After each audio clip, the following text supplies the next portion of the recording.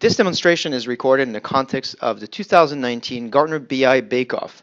In the next 20 minutes, you'll see innovation around dashboard design, data preparation, insights sharing, data management and governance. And at the end of the video, you'll also see some great innovation showcasing augmented analytics in the context of Slack and mobile. So here is a presentation format of my DV dashboard about loneliness dataset. Here's a bar chart showing frequency of individuals by age groupings. I can easily change the type of chart on the fly and change it to a tree map, for instance. The top left trellis bar chart is indicating by country for people who feel lonely, are they happy? I can sort and resort this on the fly by different criteria. And I can see that in UK, for instance, there are people who feel lonely and yet still feel happy. And when I select that group, I can see that it dynamically highlights on the other charts. Similarly, if I look at the distribution by gender, when I click on the bar, it highlights on the other charts as well. I have a right-click menu that allows me to keep, remove selecting, drill, take custom actions, or do several actions directly on the fly. I can filter a single viz on the dashboard, so the filter here is only implicating this view. Or I can filter at the dashboard level and reduce the whole page just for a single value like married people, for instance. And another way for me to filter on the dashboard is to use a viz as a filter. So now as I click on the pie chart here, the whole dashboard gets filtered only for a population of senior people who participated or a younger group. So it's a very interactive way for me to visually analyze and compare different groups. Let's go to another dashboard here that is a correlation matrix dashboard. Colors indicate how well characteristics correlate. So we can see that general happiness is positively correlated with being happy with family, negatively correlates with feeling lonely, and interestingly, negatively correlates with usage of social media. So that is interesting. Let me toggle to edit mode here and let me drill a little further. This matrix is showing me this at the individual level. What if we aggregated this at the age level to see if the correlation persists? So I'm just going to drag the age object in the detail column, and yes, these correlations remain. So let me visualize this in a different way. I'm removing all these columns here and let me select scatter plot. Each dot here is an age, x-axis is loneliness, and y-axis indicates happiness. It's pretty visible that we have a negative correlation here, so let's add a trend line to confirm. Here's a trend line. Let's make this be polynomial trend line and we have a better fit. And let's now see if this correlation is consistent across age groups, for instance, between younger people and elderly people. Let me drag that object in the canvas. Let me remove that selected outlier. And here's the chart. Let me make this a little bigger. So it's visible here that the two lines have a different shape and the correlation is different for 65 and plus, the ent into 64. So it seems like senior people can deal with loneliness better than younger people. So now let's move on to how exactly these dashboards were built. Here's a blank canvas, and on the left we can see the data set. KFF loneliness is the one we were using. So I'm going to search for the objects I need here. So the age grouping is the first one. I double click on it and it creates a visualization automatically. I double click on weighted count and the visualization updates automatically. As I click on the loneliness level, the bar chart updates as well. And let me change this to a tree map, for instance. And here we go. We're very close to be done with the first viz. Let's change the label options, show the percentage, and show the percentage of the section. So for each age group, we see the correct percentage. Our first visualization is completed. Let's move on to the second one. Let me select general happiness, loneliness, and weighted, and let's pick a specific visualization, a bar chart here, and we're going to make this become a trellis by country.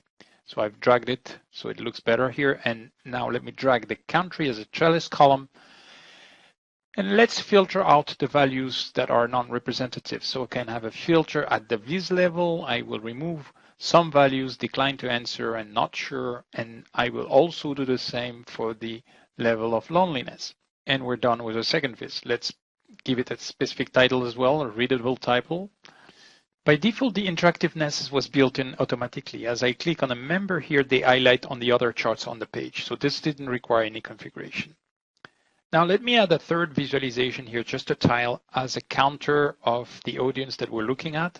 Let me drag the objects on the canvas so that they look better. And let's now add a filter here. So let's pick a geographical filter about some area here. All I have to do is find the column and drag it into the filter place. And I can directly filter for different member values and see the dashboard, the whole dashboard updating. All right, so we're done with the first dashboard. We could now post it and share it with a large audience. We'll see this later in the movie. Now let's go and build a calculation between two metrics now. Let's use the consumer value data set here. So let's represent these values first. So this is the average feeling about one's personal life this year broken down by age. So let me make this be a line and let me expand it so we see it better. Let's add the other variable into this, which is the average feeling about the personal life next year. So we can see that the two lines are different. So we're going to calculate a custom calculation, which will show the variance between these two matrices. So all I have to type is one piece of the object I want, and it will auto-suggest me the column. And all I have to do is click. And here's a difference formula, but I could have used any other sophisticated help and formulas in the system. Let me save that. And let's look for the object that we just created, year-to-year variation, and drag it in the chart. And here's a difference. Let's make this be a bar chart. And then let's change this y-axis to be a secondary y-axis. And here we go. Our visualization is ready with a custom calculation. Let me collapse this, and the dashboard with the calculation is ready. So now let's move on to a more proactive and automatic way of finding drivers of loneliness. So let me select the loneliness column here, and let me invoke explain feature. Explain will run several ML algorithms on this data and provide with various advanced insight. So how often do you feel lonely is an attribute with 7 values, and this is how they split in the population of this data. So I'm interested with this chart to start with. And then I can see the breakdown of how people feel lonely and how it correlates with happiness, with financial, for instance. It does not seem to correlate well with talking often to family. So I'm marking all these charts because I find them interesting. And it does not seem to correlate well with the usage of social media or the time spent on social media. These are all interesting charts. I would like to add them to my dashboard. All I did is add select. And here's the dashboard that built automatically out of explain. Now, I could change some of this chart and make this be a country breakdown and use it as a filter. In seconds, I have this beautiful dashboard that allows me to click on a country and see the correlations per country, that how they differ per country, and derive very interesting insight, which is pretty interesting. Let's move on to data preparation now. And let's click on the Prepare tab, and let's visit the data diagram to see that currently we have two data sets in our project. One is the KFF data, and the other one is the consumer value from Gartner. We are going to add a list of value data set out of the Excel spreadsheet showing the country names to start with. So we select the file, country lookup, and we simply click on Add to create it as a data set. As we do this, it should have normally automatically discovered the columns to make a join. Here we go. It did. There is this join that got created on the column named S1, which is of a similar type and name. So it figured out that it could join them. I can go, and in my data sets, I will see that I have two files that are joined together. So if I click on country name and I double click on respondent ID, here we go, 19,000, which is indeed the number of respondents that we have in the file. Let's briefly make another visualization like a map, and we can see that it recognizes the country names, and here's the map that is interactive. Now let's go on and visit another way of extending the data with the second list of value file. I go in the Prepare tab here, and as I click on the responder employment, the system automatically suggests me an enrichment with the value, the description value of that code.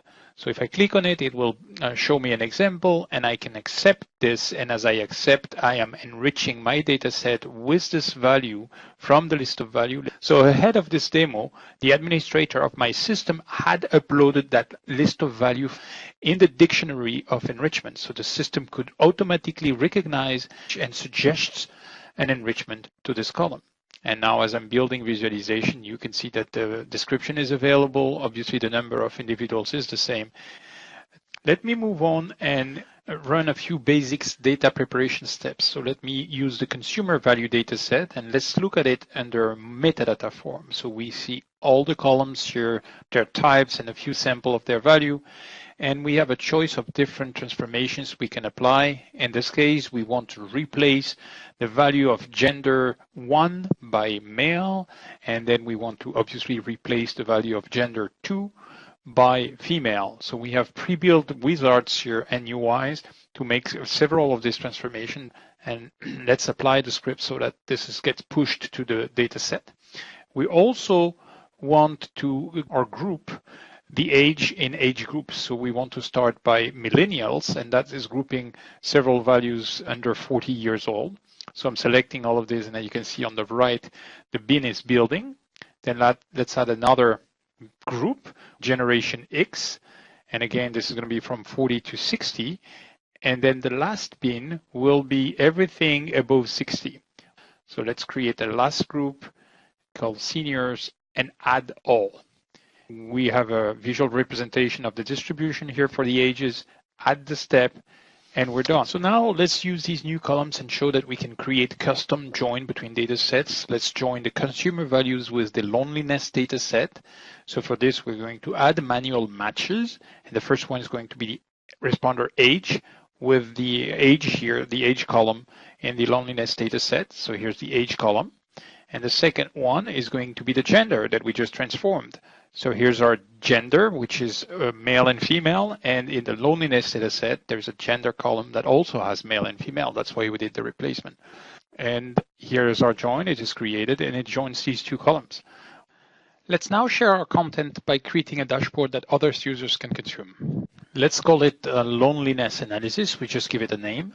And let's fill it up with the project that we just saved. So I save this under loneliness analysis. Here is my project. I drag it and we're done. I save it and I run this dashboard. Now this dashboard can be viewed securely by anyone with a URL. I can interact with it, and all the interactiveness that we built into the page initially remains. So the prompt works, selection works here, and the interactiveness works. The select, keep select, remove select, the drilling, as well as the prompting from other visualizations. Now, let's schedule this. Creating an agent will allow us to schedule it with a level of priority, with a pretty granular schedule, weekly, monthly, daily, and with a frequency within that schedule. It will let us also add a condition. So let's add a condition about risky behavior people. So let's create this. We'll base it on an analysis that lists the people that have a risky behavior. So that's could be a complex analysis. It's just returning rows. And if the number of rows is higher than 0, then the condition is fulfilled. In this case, the test is positive. So this is going to be a condition for our agent. And then we'll give it some message for the analysis. In our case, we want to deliver that dashboard page that we just created. Let's browse through it. It's that loneliness overview dashboard, and it's page 1. We just had one page. We want it under the PDF format, HTML, or we want the entire dashboard delivered on email. And the recipients could be people who subscribe to it. I can have different destinations, and I can even have this create an action, some action in some operational system. So let me save this and run it. The agent will run, and if the condition is met, it will deliver some content. So in this case, the condition is met, so it delivers some content, and we see at the top that the alert button just appeared, and it's giving me in my own page, on my email, on my pager, I can see the message, the alert, and the content. So the project that we have built right there in DV could have started by being shared with others with permissioning enabled. So who can edit, who can view, who can read, write, and read only, and so on. And similarly, the data set that we have created, the data sets that we have created have the same inspect capability where we can permission and let people see, access, read, and or change. In addition, an administrator could have certified the dataset to signify to the users this dataset was the clean one certified for enterprise usage. Or the model that we have built in our project could have been promoted as part of this enterprise semantic layer, which we call subject areas. So here you see a subject area that has been built by IT based on our project, and we can see the same datasets, the same objects, and the same results. So for a change, let me demonstrate security using the ask interface. Show me weighted count by country and gender. And as we can see, we get only results for the US here in this case because the administrator of the system has set some row level security in the metadata, which constrains my own user to only see US data. So now let's take a look at a few cool features in OAC. Right from the home page, a user can get answers to questions using search and natural language. So if I want to see the score for happiness by generation, I would just start typing. You can see that using synonyms, the system was able to recommend weighted count when I typed score, and it will continue to assist me until I complete my question. That's all great, but wouldn't it be much easier if I could just speak or ask the question out loud? What was the score for overall loneliness in Japan by salary? Just like that, the system was able to hear my question and parse the sentence to come up with a meaningful result. It identified score as weighted count. It was able to map overall loneliness to the question, how often do you feel lonely? It found that salary was a synonym of income level. And finally, it filtered the whole result for the country of Japan. Not only does Oracle Analytics understand natural language, it can generate it as well. We can summarize the meaningful information of any visualization in plain English and other languages. All this becomes particularly useful in the context of a modern collaboration tool like Slack. Here, we can just type the question like you did in OAC, and the system will first check for typos and then send it off to OAC's natural language processing engine. When it's done, OAC will return the raw data as well as a plain English summary of the answer and a detailed visualization for you. Last but not least, we have OAC's mobile app called Day by Day. When you launch Day by Day, it takes you to the Smart Feed, which is a set of analytics that the system has determined is appropriate for you based on your schedule, location, and priority. And of course, you can ask a question. What is the happiness score by country? Just like that, OAC will prepare a set of visualizations for me. And if I'm interested, I can swipe on any chart and add it to my calendar so I see it every week. Because OAC sits on top of the Oracle platform, you can ask questions in 26 languages. Quel est le niveau de satisfaction personnelle par tranche salariale au Japon? Despite the data being in English, OAC is able to relate my French question to the English dataset and even filter it for Japan.